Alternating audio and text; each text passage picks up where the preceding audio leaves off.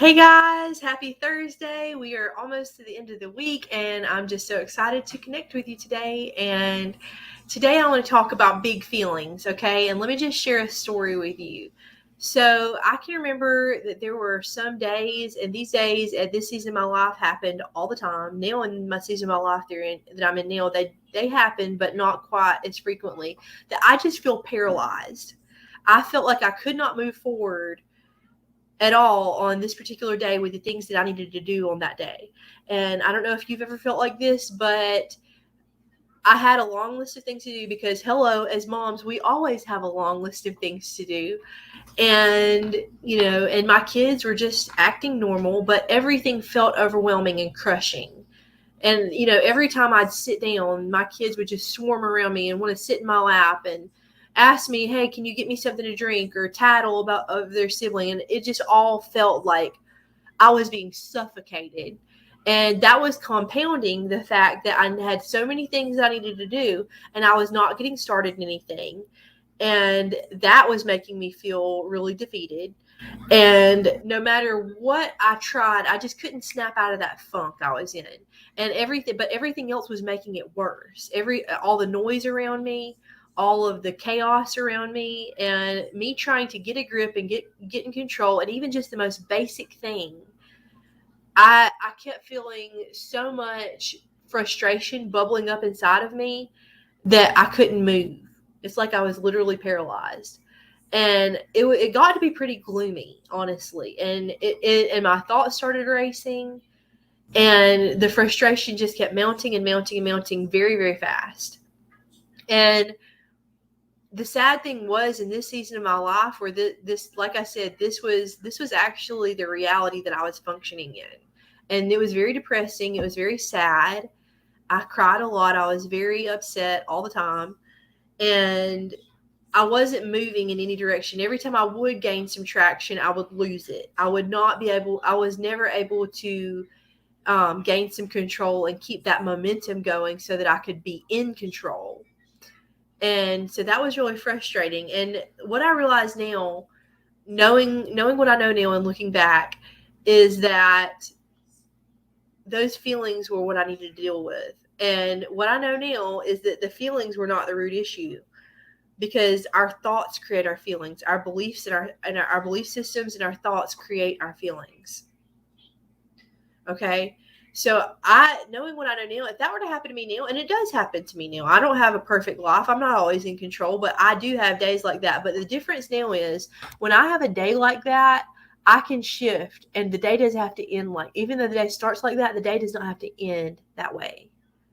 I had a day like that on Saturday, but I was able to shift, and I was able to take tiny steps, put one foot right in front of the other, one thing at a time, and get out of that funk.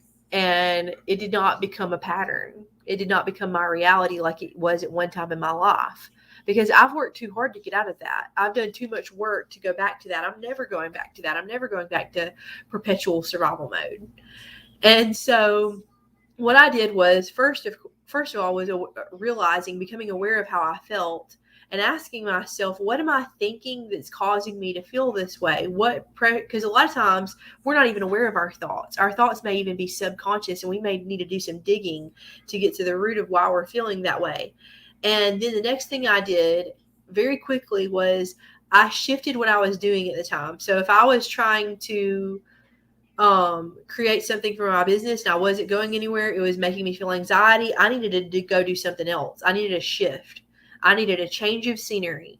So, and that just happened to be what I was doing on Saturday when I was feeling overwhelmed. I was trying to create some content for my blog, and I was feeling very tense. My creativity was not flowing.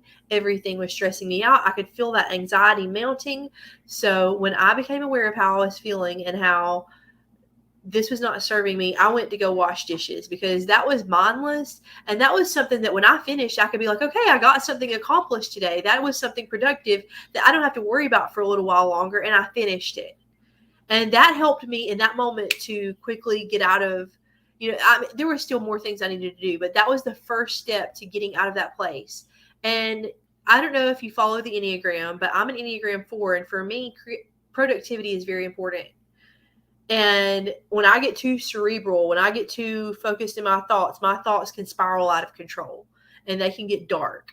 And the key for me personally for shifting that energy is to go find something to do and get out of my headspace.